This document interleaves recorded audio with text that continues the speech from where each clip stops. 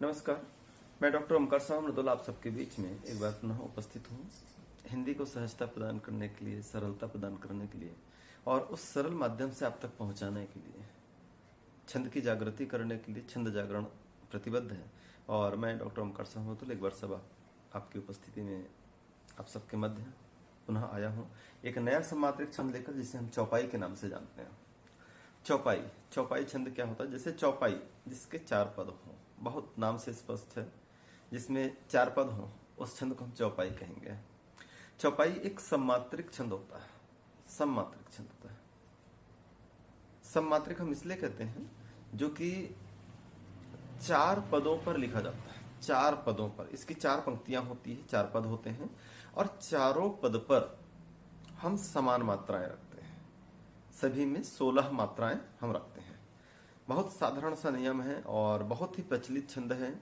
अपने चौपाई छंद का विधान जो है संपूर्ण रामायण में, रामचरितमानस में देखा होगा आपने। हनुमान चालीसा सुना होगा, उस पर भी सुना होगा। तो बहुधा इसका प्रयोग किया जाता है। यहाँ तक कि जगजीत सिंह जैसे महान विभूतियों ने अपने गीतों को, अपने गजलों को स्थान देते हुए यहाँ पर दोहा और चौपाई तक को उन्होंने गाया है। तो मैं एक बार आज पुनः आप सबके बीच उपस्थित हूँ, चौपाई छंद लेकर आप सबके बीच में। चौपाई की विधान को और सहज बनाने के लिए प्रतिबद्धता के साथ आप सबके बीच में। चौपाई छंद मैंने बताया कि सम्मात्रिक छंद है, चार चरणों पर लिखे जाने वाला एक सम्मात्रिक छंद, जिसके प्रत्येक पद में 16 मात्राएं होती हैं। और प्रत्येक पदों में जब हम 16 मात्राएं लिखते हैं तो इसके चरण के अंत में, अर्थात चरणांत में हम तुकांत रखते हैं। प्रत्येक दो पंक्तियों में चरणांत रखते हैं। प्रत्येक दो पंक्ति के तुकांत समान होंगे और नीचे की दो पंक्तियों के तुकांत समान होंगे। और यहाँ पर ध्यान ये रखा जाता है कि इसके जो तुकांत हैं वो चरणांत और तुकांत जो है वो सदैव गुरु गुरु होते हैं। अब ये गुरु जो है चार प्रकार से भी लिखे जाते हैं। हम गुरु गुरु जो कह रहे हैं, चूंकि मात्रिक छंद है तो हम अगर कहें दो दो, ध्यान दीजिएगा, अगर मैं कहूं कि गुरु गुरु गुरु गुरु गुरु गुरु अर्थात हो गया दो दो। इसे हम इस प्रकार से भी लिख सकते हैं, एक एक दो, ऐसे भी लिख सकते हैं, दो एक एक, ऐसे भी लिख सकते हैं, और एक एक एक एक, ऐसे भी लिख सकते हैं।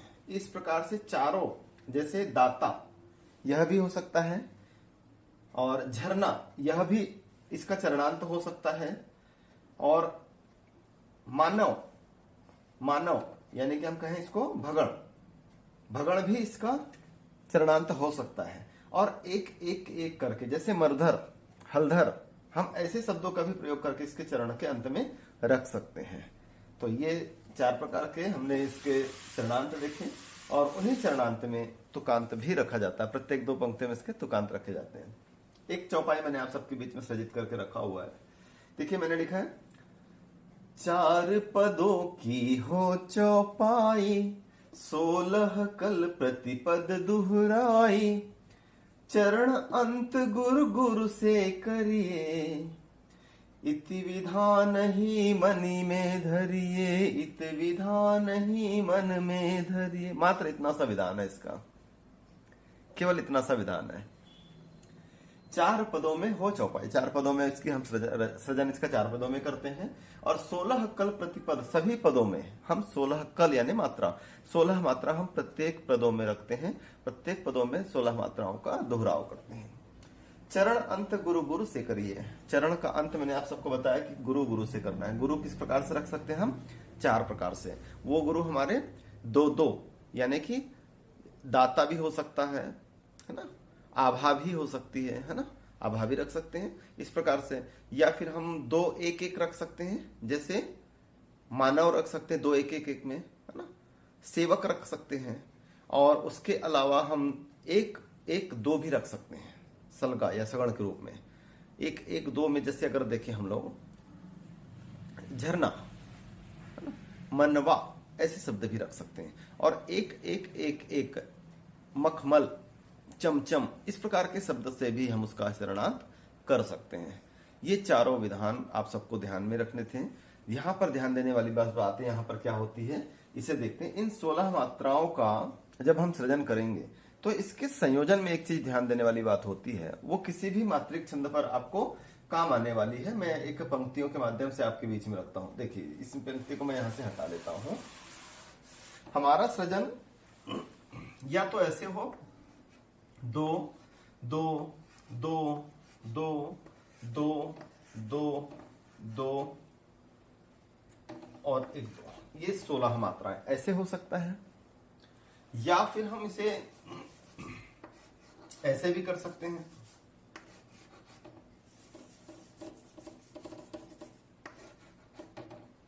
ऐसे भी कर सकते हैं, ऐसे भी कर सकते हैं, अर्थात समकल में रख सकते हैं। 2 4 6 भी हो सकते हैं, 6 धन 2 भी हो सकते हैं, और मात्रा संयोजित हो सकती है। यहां पर केवल चरणांत हमें ध्यान रखना कि हमको 4 प्रकार से इसका चरणांत करने। एक इसका संयोजन और आता है, वो देखिए यहां पर, यह त्रिकल विषमकल संयोजन, इसको हम कहते हैं विषमकल संयोजन। जब कभी हम त्रिकल शब्दों का प्रयोग करें तो ध्यान रखें कि 2 त्रिकल के बाद एक गुरु का होना आवश्यक है। 3 त्रिकल का सतत प्रयोग नहीं करेंगे। यहां पर देखिए, इस संयोजन को समझने का प्रयास करते हैं तो ये गलतियां हमसे होती है। बस इतना सा इसका विधान है। बस हमें सभी मात्रिक छंदों में आप ध्यान दीजिएगा, जब कभी हम गीत सृजन करें या दोहा सृजन करें तो ये संयोजन जो है वो सभी स्थान पर आपको महत्वपूर्ण है, और ये बहुत काम उपयोगी चीजें हैं, काम पे आने वाली चीजें। यहाँ पर देखें क्या किया हमने, चरण में क्या हो गया, 1 2 हो गया, अंत में देखें 2 1 हो गया, और यहाँ पर 2 हो गया गुरु में, फिर गुरु में 2 हो गया, फिर से में 2 हो गया, और इसके पश्चात हमने 1 1 2 का चरणांत रखा। देखिए कुल मात्राएं देखिए, 3 और 3 6, 2 8 10 12 और 4 16, और प्रत्येक पहली पंक्ति में 1 पूर्ण विराम, दूसरी पंक्ति में 2 पूर्ण विराम, तीसरी में 1 पूर्ण विराम, फिर चौथी पंक्ति में 2 पूर्ण विराम। इसका ध्यान रखिएगा। यहां पर ध्यान दे, 1 2 2 1 हमने रखा यहां पर चरणांत में। यहां पर क्या कर दिया, एक त्रिकल के साथ में दूसरा त्रिकल रखा। ये त्रिकल इधर भी आ सकते हैं, ये त्रिकल इधर भी आ सकते हैं। जैसे ये ऐसे भी हो सकता है। देखें किस प्रकार से करते हैं इसको।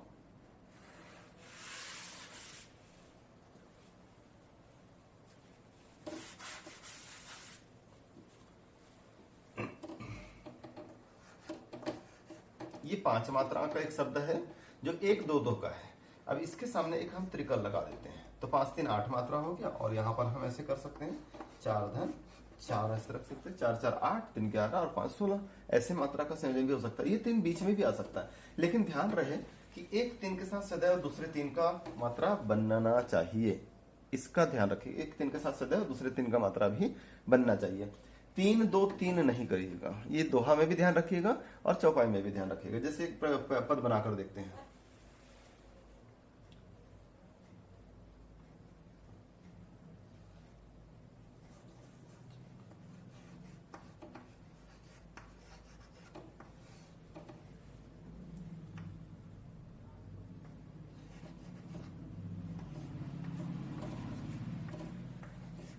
याचक के हो भाग्य विधाता, भाग्य, और मैंने यहां विधाता रख दिया, विधाता। देखें अब यहां पर याचक 4 शब्द हो गया, और ये दोनों मिला के 4 मात्रा हो गई, और भाग्य 3 हो गया, और इसके बाद में मैंने एक शब्द का प्रयोग किया, विधाता। अब विधाता शब्द को मैंने कहां पर रखा, अंत में रखा, तो 2 गुरु हमारे अंत में आ रहे हैं। इसका नियम भी पालन हो रहा है, इसका नियम भी पालन हो रहा है। या फिर इसको हम ऐसे भी कर सकते थे, भाग्य विधाता याचक के हों, 2 गुरु अंत में भी आ रहे थे, ऐसे भी कर सकते थे। तो हम इस त्रिकल का प्रयोग सामने भी कर सकते हैं और यहां भी कर सकते हैं, लेकिन ध्यान रहे कि ये संयोजन हमारा नहीं टूटना चाहिए। अंत में 2 गुरु और त्रिकल के साथ त्रिकल। इस आधार पर आप चौपाई को सृजन करके बहुत सारे विधाओं पर, बहुत सारे काव्य मंचों पर इसका पठन और पाठन कर सकते हैं, वाचन कर सकते हैं। एक चौपाई मुझे अगर ध्यान में आता है तो उसमें लिखा है, तुलसीदास जी ने कहीं पर लिखा हुआ है, नारद जाने ओ नाम प्रतापु, जग प्रिय हरिहर हरि प्रियापु। तो वहां पर उन्होंने ये लिखना चाहा कि नारद जी जो है, ऋषि मुनि नारद जो थे, वो नाम के प्रताप को जानते थे।